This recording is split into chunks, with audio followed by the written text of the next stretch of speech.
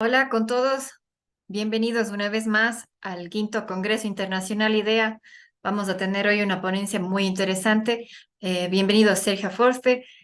Él nos acompaña de la Universidad Torcuato Di Tella de Argentina, Buenos Aires, y vamos a empezar la ponencia. Recordamos a todos los oyentes que tendrán que escribir sus inquietudes o sus preguntas en el chat y luego serán respondidas una vez acabada la ponencia.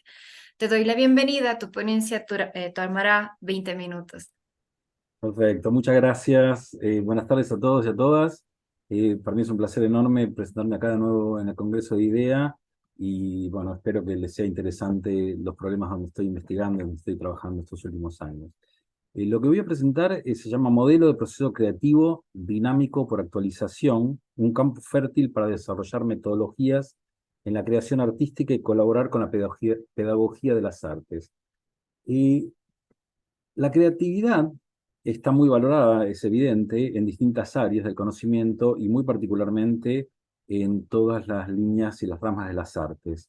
Y como este congreso centra su accionar en el problema de la creatividad, me parecía que era fundamental presentarlo acá y era, que podía ser un campo lindo para trabajar. Eh, Existe también mucho interés en generar metodologías para crear o metodologías para transmitir la posibilidad de crear a estudiantes y al mismo tiempo también destrabar procesos estancados de creatividad. Entonces, el objetivo de este trabajo es proporcionar un modelo que sería como una abstracción gráfica, ahora la voy a mostrar y voy a tratar de explicarla, en donde nos centramos en el desarrollo mismo del proceso, o sea, cómo son las operaciones, cómo son las acciones que hace un creador cuando está creando de modo deliberado. O sea, no estoy generando una creación de modo natural, así, sino que cuando uno lo hace de modo deliberado.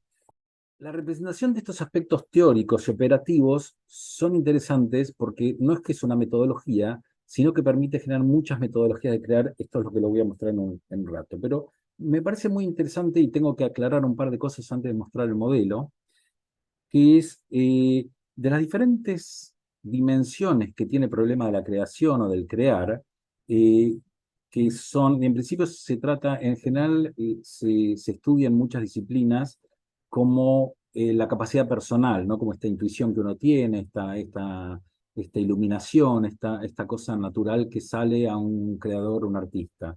No lo voy a tomar por ese lado, tampoco lo voy a tomar por el lado de los objetos, el estudio de los objetos, que también es central para estudiar la creatividad, ni el del entorno o de la persona creadora, sino lo voy a tomar desde el punto de vista del proceso mismo. O sea, ¿qué sucede en el proceso creativo, en el desarrollo temporal en que un proceso se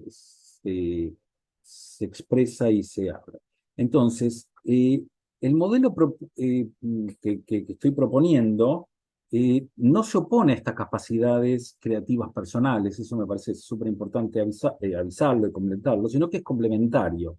Es complementario a los que se centran en la intuición instantánea, o sea, es cómo hacer para explicarle a alguien que tiene que crear qué posibilidades tiene, qué líneas de trabajo tiene, qué cosas tiene que hacer, cómo operar, qué tiene que mirar. Eso sería el centro del trabajo. Entonces, los mecanismos que estoy planteando y las bases teóricas salen de dos líneas centrales. Por un lado, de los procesos que se desarrollan evolutivamente, y para eso me voy a tomar de Henri Bergson, filósofo francés, y de Deleuze, que tomó a Bergson y volvió a trabajar sobre eso, Bergson en la evolución creadora y Deleuze en bergsonismo y en memoria y vida, que es un trabajo sobre Bergson. Y por otro lado, el planteo de Bateson, que es un biólogo, era un biólogo, perdón, un biólogo que en algún momento dice que no puede haber nada nuevo en un laboratorio si no hay información, o sea, si no hay una incorporación de algo a lo que existía, que sin información, sin nada nuevo, no se genera una nueva cosa posterior. Eh, entonces, esos son los campos teóricos y después los campos empíricos, son trabajos desarrollados en distintas escuelas, particularmente en la Universidad de Buenos Aires, en la Universidad de, de, de UNSAM, de San Martín, y en la Universidad Torcuato Di Tella, donde soy profesor investigador full time. Entonces, con trabajo de estudiantes, fuimos corroborando y comprobando estos desarrollos y cómo fueron los procedimientos y las operaciones que los estudiantes hacían y les propusimos nuevas operatorias en función de esta lógica, este modelo que estoy planteando, y estuvimos comprobando el buen funcionamiento. La base en la cual me centro para, para presentar esto es que, se los explico así, después me pongo con el modelo directamente.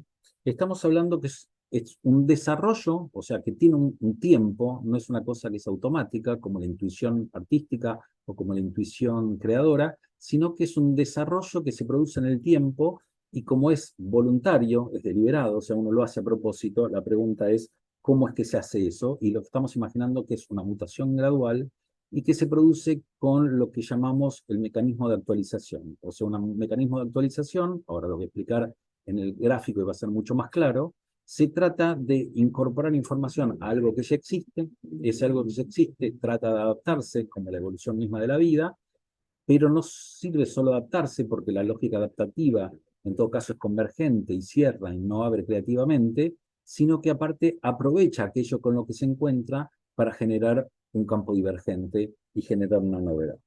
Entonces, el modelo que estoy presentando es operativo, adaptativo, pero tiene aprovechamiento. Eh, En estos loops que se van armando, en estas incorporaciones de información y evaluaciones que ahora voy a demostrar, van generándose propiedades emergentes de la cosa que estamos, de la obra de arte, de la obra del pensamiento que podamos tener o de la obra proyectual que nosotros decidamos hacer. Se generan propiedades emergentes, o sea, propiedades que no le corresponden a los elementos de origen, sino que son propiedades que se generan en el propio procedimiento de avanzar. Digamos, esto que es algo muy, muy evidente, o sea, si ustedes lo ven en una cosa como la evolución del automóvil, suponen como si imagináramos esto no es voluntario, sino que de muchas voluntades parciales, desde que empezó la rueda hasta tener un automóvil de Fórmula 1, desde hoy, se fueron incorporando problemáticas, tecnologías, voluntades creativas o proyectuales, etcétera, y con muchísima gente lo fueron incorporando y nadie podría pensar en el primer momento cuando se inventaba la primera carroza o cuando se inventaba la primera carretilla, que íbamos a llegar a un Fórmula 1, un auto del tipo de los que estamos acostumbrados a ver en este momento. Entonces, el modelo que voy a presentar lo voy a presentar como si fuera como una herramienta, ¿no? Entonces voy a mostrar las lógicas y los mecanismos. Voy a compartir ahora la pantalla para mostrarles esto. Ahí se ve la pantalla compartida. Sí, si no se ve la pantalla me avisan. No, Bien, perfecto, se ve la pantalla, sí. perfecto, está el modelo creativo. Yo les voy a contarles primero en la parte central del proceso. El mouse también se ve, ¿no? ¿Correcto? Sí, puedo señalar con el mouse, perfecto. Correcto, sí.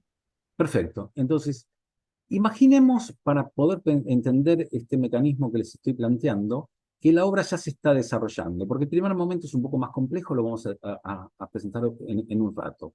Pero imaginemos en cualquier momento una obra que ya se está desarrollando, que uno está trabajando, un autor que está dibujando, que está pensando. La obra en desarrollo posee cierta cohesión, ¿se entiende lo que digo? O sea, si la obra no tiene cohesión, se desarma como tal y pierde su característica de obra. Entonces tiene una cualidad que los elementos que tienen los componentes que está jugándose, que son materiales, icónicos, intelectuales o de componentes con lo que está jugando, tiene una cohesión, o sea, tiende a no desarmarse. Entonces, el paso siguiente es que tenemos que activarla, porque si nosotros no activamos esa obra que tenemos en desarrollo, la obra queda estable en el lugar donde estaba. ¿Cómo la activamos? Yo acá pongo activación por fricción, por incorporación de diferencias. O sea que, de alguna manera, ahora voy a ampliar el modelo para que se entienda cada vez mejor, me voy dando vueltas igual que el modelo y cada vez lo voy especificando más. O sea, lo que tenemos que solicitar al modelo de alguna manera, tenemos que pedirle que haga algo, tenemos que transformarlo, tenemos que operar sobre el modelo o sobre la obra para que pueda transformarse y activarse. Una vez que se activa con esta incorporación de información, o de esta diferencia, se produce un intercambio. Hay una negociación entre lo que nuevo que nosotros le estamos incorporando a la obra y la obra que existía hasta un momento antes. Entonces, ese intercambio genera una negociación. Esta negociación es la que yo les decía antes, que tiene que tener adaptación y beneficio. Adaptación, porque si no se adapta a lo nuevo, la obra se pierde, se destruye, o sea, se desintegra, y al mismo tiempo, para que sea creativa, tiene que tener un beneficio en el encuentro que acaba de suceder. Esto genera una mutación, o sea, la obra original ya no es la misma cuando negoció o cuando intercambió con la información nueva que le agregamos o con las diferencias que le propusimos. Esta mutación es evaluada y genera acá emergentes y desarrollos. Estos emergentes y desarrollos tienen que ser pensados para reconocerlos, y otra vez estamos en el comienzo de nuevo, pero con la obra transformada. Vuelve a ser otra vez el estado cero para seguir dando vueltas en este círculo. Esto es lo que se llama el proceso de actualización, que describe muy bien Berzón, que tiene siempre una complejidad creciente, nunca es decreciente la complejidad, no quiere decir que no pueda tener síntesis, pero la complejidad es creciente y es imprevisible por definición, o sea, porque la incorporación de información que le hicimos a lo que teníamos como obra, no lo sabíamos antes de hacerlo. Entonces, siempre es imprevisible. En realidad, se trata de una espiral, ¿no? Se entiende que entra por acá la obra va creciendo, se va engrosando a partir que hace diferentes tipos de círculos, hace diferentes tipos de incorporación de información. Y ahora les voy a mostrar el modelo completo. Ahí se ve bien, estamos en el modelo, acá están los círculos centrales que acabábamos de comentar, y les voy a comentar un poquito qué es lo que pasaría en cada una de las instancias cuando estamos cada uno de estos círculos. Cuando tenemos una obra en desarrollo, una obra en cualquier momento, ya en el medio del proceso, recomendamos, o se recomienda, el modelo recomienda una observación y una descripción. Entonces, cuando uno describe lo que tiene, reconoce las cualidades internas y reconoce la obra como discontinua, porque cada vez que uno hace una descripción, está diferenciando internamente, está hecha de tal material, con estos colores, representando tal cosa, en un marco de tal medida. Cuando uno puede describir la obra o el contenido mismo, muestra la discontinuidad interna que tiene la obra. Entonces, el próximo paso, una vez que hicimos esta observación y descripción, o sea, la observación sería qué particularidades tiene, cuáles son los componentes, las relaciones, las cualidades, los comportamientos y sus contextos, cuáles son las categorías, organizaciones o jerarquías reconocibles, ¿no? Una vez que tenemos esto, vamos al proceso de activación por fricción, que vamos a hacer, para que sea práctico el modelo, dos líneas básicas. Una es activarlo por alteración. Alteración quiere decir que vamos a transformar los componentes internos que acabamos de describir. O sea, un componente podemos cambiar los colores, podemos cambiar las relaciones con el contenido, etc. Entonces, se trata de modificar lo que hay. Y esto, las preguntas son, ¿se puede modificar lo que hay? ¿Cómo y cuántos son modificables estos componentes internos? Y la otra línea de trabajo para activarlo a la obra es producir un requerimiento, o sea, cambiar lo que hay o pedirle que haga algo que no estaba haciendo, una performance que no estaba haciendo, o exigiéndole alguna cosa. Entonces, las preguntas son, ¿qué le pido o qué cambio? Una vez que tenemos este desarrollo, se genera naturalmente el intercambio de negociación, que se produce una afectación y lo que decíamos, un beneficio, un aprovechamiento. Las preguntas son, ¿cómo cambia? ¿Qué se mantiene? ¿Qué se modifica? ¿De qué se nutre? ¿Y qué gana? Entonces, ahí nosotros estamos teniendo ya un modo, de alguna manera, al hacernos estas preguntas, de entender qué es lo que se está afectando con la incorporación que le hicimos, con el requerimiento que le requerimos, y cuál es el beneficio que estamos teniendo. Entonces, cuando esto sucede, se genera una mutación que tenemos que evaluar y que genera los emergentes. Entonces, las mutaciones es surgimiento de cambios, lo que tendríamos que estar atentos es que hay ahora que no había, para que la mutación se genere, y una evaluación, que la evaluación siempre tiene que ver con el valor, y una comparación crítica. Digo, ¿a qué se parece? ¿Cómo se diferencia? ¿Qué valor tiene y por qué? Una vez que analizamos esto, en realidad, si se dan cuenta, estamos de nuevo en la obra en desarrollo con la obra transformada. Y seguimos dando vuelta a esta espiral, que acá lo estoy viendo en planta, porque como mostré en el caso anterior, se va desarrollando de modo espiralada hasta cada vez complejizarse más. Entonces, teniendo, si se entendió esta, este círculo que es una especie de loop, que al mismo tiempo se va complejizando, ahí, perdón, voy a ir al comienzo y al fin. Digamos, porque eso era en el medio de la obra, pero a veces uno no tiene un comienzo y quiere empezar a hacer una obra, quiere empezar a hacer un proyecto, quiere hacer un trabajo creativo, entonces ahí estamos acá, que puede iniciarse por un requerimiento externo, por una solicitud, por un deseo propio, por resolver un problema, una falta que existe, una necesidad propia o una visión que uno tenga de ciertas cosas, como toda obra de arte o toda obra se genera de alguna manera de este modo. Entonces, lo que nosotros proponemos en este modelo es una elección, una constitución de un material de trabajo. Un material de trabajo que quiere decir que es un material que nosotros, al determinarlo, lo podemos incorporar, aunque no esté muy desarrollado, como el primer momento de desarrollo de una obra. Y después lo sometemos a este círculo, que se supone bastante virtuoso, en el cual se van incorporando informaciones y se va transformando. Una vez que damos las vueltas suficientes, quiere decir que uno puede decir en algún momento que está acá, cuando la ve, cuando la estudia, cuando la observa y la describe, decís, no, esto es la obra, no tengo que seguirla, esto es la obra que quiero tener presente. Entonces, de alguna manera, lo creado requiere algún tipo de instauración, ¿no? Si bien, perdón, acá se me pasó, que es en los primeros casos, cuál es el problema, necesidad de deseo para empezar, qué pertinencias hay qué cosa hay pertinente para trabajar, o hay que construirlo, o que es parecido. Entonces, ¿cuál es el material y sus límites? Será para entrar. Y cuando salimos en lo creado, que requiere instauración, tenemos que estudiar y ver cuál es el valor que tiene lo que acabamos de sacar de este modelo y qué puede interesar a los otros. En ese sentido, es una presentación, una argumentación, una exposición de aquello que hayamos sacado de este círculo.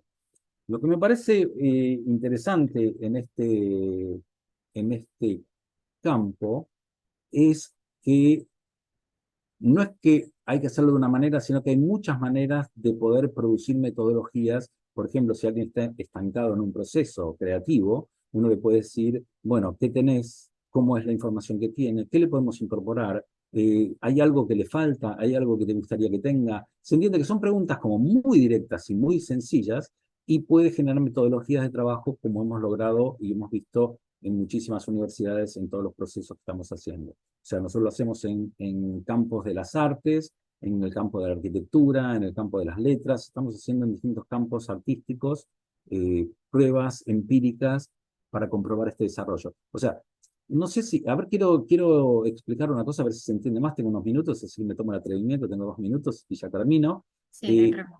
Supongamos que tengo Romeo y Julieta de Shakespeare, entonces uno podría plantearse, bueno, tengo estos 2 personajes principales, tengo personajes secundarios, y yo decía, bueno, entre 2 personajes, si en vez de, digamos, es un hombre y una mujer, que yo digo, bueno, si en vez, cada vez que digo y lo describo es un hombre y una mujer, puedo decir, bueno, son 2 hombres, son 2 mujeres, son 4, ¿se entiende lo que digo? Entonces Sí, tiene una relación amorosa, pero no, lo podemos cambiar a una relación de amigos, después está hecho en tal año, es en la época de Shakespeare. Bueno, ¿qué pasaría, como se ha hecho muchas pruebas y muchos procesos muy creativos con Romeo y Julieta, por ejemplo, en actualizarlo al presente? O sea, ¿qué pasa si yo lo cambio al presente? En realidad lo que estoy haciendo, sometiendo a la obra a un requerimiento que la obra se tiene que actualizar, y al actualizarse la obra no va a ser la misma, sino que va a ser una obra totalmente diferente, porque se va a tener que modificar todo en función de estos cambios que estoy haciendo. Son 2 hombres, son 2 mujeres, si son 4 personas, si son amigos en vez de parejas, si se incorpora otras, o si las familias no están peleadas, o si en vez de Montescos y Capuletos es un problema de drogas. ¿Se entiende lo que digo? Simplemente lo que estoy planteando es que el cambio de información genera y conlleva una necesidad de que el autor reorganice, repiense o se actualice lo que tiene y partir de una obra, cosa que en la música se hace muchísimo, se hace, digamos, hay técnicas de musicales muy claras al respecto, tomando una obra, o no sé, ni hablar de las variaciones Goldberg, no sé, o las variaciones que hace Bach, no sé, las variaciones que son, toma un material y ese material lo empieza a trabajar, le exige, le pide hacer un canon, le pide hacer un canon invertido, le pide aumentar una octava, ¿se entiende lo que digo? Entonces está incorporando informaciones y requerimientos a una porción musical que al repetirse y al transformarse genera una obra totalmente nueva. No estamos diciendo, y lo último que digo, y acá ya cierro con esto, que los valores intuitivos o la capacidad de las personas no está en juego. Por supuesto que sí está en juego, y está en juego en todos los momentos. Lo que estamos generando acá es una lógica metodológica para que todas esas cosas surjan. En vez de tener una creatividad holística, una visión totalizadora, instantánea en un momento de todo, que eso puede estar reservado para algunos grandes artistas o para algunos, gente muy, muy sensible, o digamos, nosotros decimos, bueno, hagamos pequeñas modificaciones, pequeñas transformaciones, pequeñas intuiciones sucesivas, coherentes, y eso genera una obra nueva. Bueno, en principio estoy en mis 20 minutos, así que aquí me voy a quedar. Espero que se haya visto el problema. Está, después no, lo podrán ver publicado o estudiarlo más en profundidad en otro momento. Muchísimas gracias. A ti, Sergio, más bien muy agradecidos con tu ponencia, excelente. Y me quedan ya muy abierta la mente a infinitas posibilidades. Me llamó mucho la atención el tema de trabajar el inicio y el fin. Me pasa algo curioso. Por ejemplo, tenía ya anotadas unas preguntas, pero quisiera ahondar un poquito a lo que me vino a la mente mientras escuchaba tu ponencia. Y claro, una obra inicia y generalmente el autor planifica ya esa finalización de obra o lo tiene plasmado en su mente o lo tiene un imaginario, ¿no es cierto? Y es interesante cómo con todas estas adaptaciones, estas mutaciones, estas transformaciones y estas acciones, puede ir modificando el fin que él había imaginado.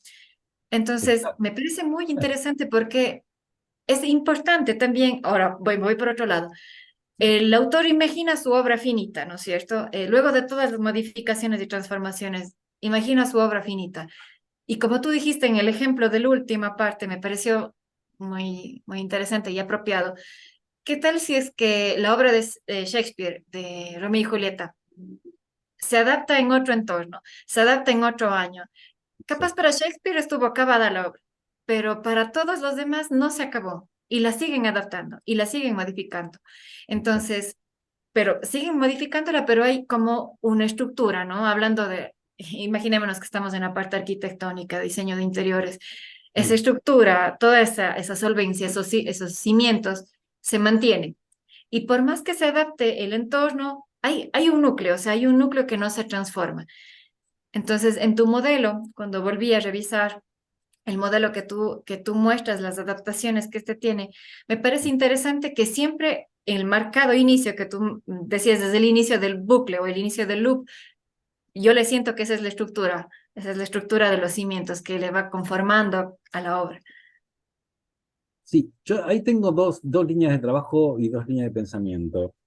Uno es que el autor se imagina el fin, pero es una fantasía, o sea, porque realmente Exacto. la tiene que producir. Si el proyecto, digamos, si cuando uno empieza ya supiera el fin de verdad, el proceso no es un proceso creativo, porque ya lo tenés resuelto en la primera instancia. ¿Se entiende lo que digo? O Ah, sea, no hay, perfecto. o sea, si alguien lo puede mentalizar a priori, no necesita un proceso creativo, es un proceso intuitivo en donde está todo ya dado en el primer momento. Entonces, cuando eso no sucede y cuando nosotros lo que imaginamos es un proceso creativo, realmente creativo, en donde la transformación se hace mientras se va produciendo, que así se ha hecho la evolución, llegamos a bichos como nosotros, a través de muchas modificaciones, desde microorganismos hasta la diversidad que hay hoy en las distintas especies. Y eso es impensable a priori, a menos que pensemos en un Dios superior que lo esté generando. ¿Se entiende? Digo, que, pues, digamos, lo respeto por completo, pero digamos, el planteo que estamos haciendo es que se puede modificar tanto que incluso se podría llegar a perder el origen. Yo no estoy tan de acuerdo, me parece que en algunas casas, digo, lo que vos decís, Diana, estoy de acuerdo y es muy lindo y que muchísimas veces se mantiene esa estructura y son modificaciones de esa estructura. pero también a veces si uno se pone más creativo, o más, hace más iteraciones, o el comienzo hasta se puede llegar a diluir, porque Sí. encontramos en el camino algo que es más interesante que lo del comienzo, digamos. Si unos microorganismos se juntaron con otros microorganismos y que no sé qué, bueno, pero en un momento apareció la luz del sol se dejó ver agua o seco y los animales empezaron a salir del agua hasta la tierra y se inventó el ojo. Y el ojo no era previsible ni estaba en la estructura de origen, ¿se entiende lo que digo? Claro. Entonces, el auto de Fórmula 1 estaba incluido en la rueda. Entonces, me da la sensación que en los procesos creativos complejos, y sobre todo deliberados y voluntarios, sí hay esta estructura, y está bien lo que vos decís, que se puede mantener, pero también me parece muy interesante pensar que podemos llegar a excederla y generar otra cosa que se independice del movimiento de origen. Eso me parece muy interesante a mí, por lo menos me produce mucha emoción creativa. Me da mucho campo para imaginarme que podemos llegar más lejos que el origen. Ya llega a ser una exploración infinita, justo lo que tú comentas. Claro, después hay que ver cuándo uno la corta, porque Claro, tampoco dar vueltas infinitas, en un momento tenés que cortar, decir, bueno, esto tiene un valor y tenés que darle un valor determinado y en ese momento decir, bueno, esto es lo que estoy queriendo instaurar, esto es la obra por este momento, después ir a otra. O sea, si vos te fijás todos los autores, o sea, incluso Picasso, más allá que tiene diferentes periodo azul, el periodo rosa, no sé, digamos, hay una coherencia entre toda la obra donde nunca podría haber hecho lo último si no hubiese hecho lo anterior, o sea, es de lo anterior, retransformado, y no es que está en la paloma del Picasso más grande, está el primer dibujo de Picasso que copiaba una naturaleza muerta. claro, ¿no? Tiempo sin una naturaleza muerta no podría haber llegado la paloma a la síntesis, que es un proceso muchísimo más complejo. Entonces, me parece que eso es muy interesante de pensar. Qué enriquecedor, en verdad, este diálogo, Sergio. Doy paso tal vez a alguna pregunta de nuestro público. Las hay con todo gusto. El tema virtual es más difícil para hacer las preguntas a veces que el tema físico, pero bueno, ahí Ahí estamos. sé que las dudas quedarán y más que nada la imaginación queda abierta, ¿no? Entonces, toda esta parte subjetiva y esta parte subjetiva aterrizada en algo metodológico y científico, me parece muy enriquecedor. De Te eso se agra- trata. Por lo menos a mí me divierte mucho trabajar y pensar, e investigar en estos campos. No, Bueno, gracias a ti, Sergio. Te felicito, una ponencia totalmente enriquecedora, muy agradable y que nos invita a explorar mucho más allá de lo que creíamos hasta ahora conocido, ¿no? Y más bien todas esas incorporaciones, como tú decías, que parecen simples frases o simples palabras que se van desarrollando en el momento de una creación de una obra, tienen su sustento metodológico y científico. Entonces, me parece y, muy y- interesante. y para educar a un estudiante, ni Ah, hablar. totalmente, Estamos en claro. un campo universitario académico, o sea, porque si no, si fuera todo intuitivo, sería muy difícil Claro. Das razón. enseñar, o se podríamos enseñar. Hay gente que trabaja mucho sobre el problema intuitivo y no está nada mal, ¿eh? No estoy para nada en Claro, contra. Es como otro enfoque que me parece muy práctico y sobre todo para estudiantes que no se sienten incómodos con eso. te agradezco, Sergio, por todo tu tiempo, por esta investigación tan interesante y qué bueno que podamos seguir ahondando en estos temas. Cuando quieran. Qué gusto Muchísimas tenerte con nosotros. Bueno, un placer enorme, ¿eh? Que estés bien, Diana. Nos vemos y muchas gracias a todos. Bueno, Gracias. que estén muy Gracias bien. a todos por acompañarnos. Nos vemos entonces. Gracias.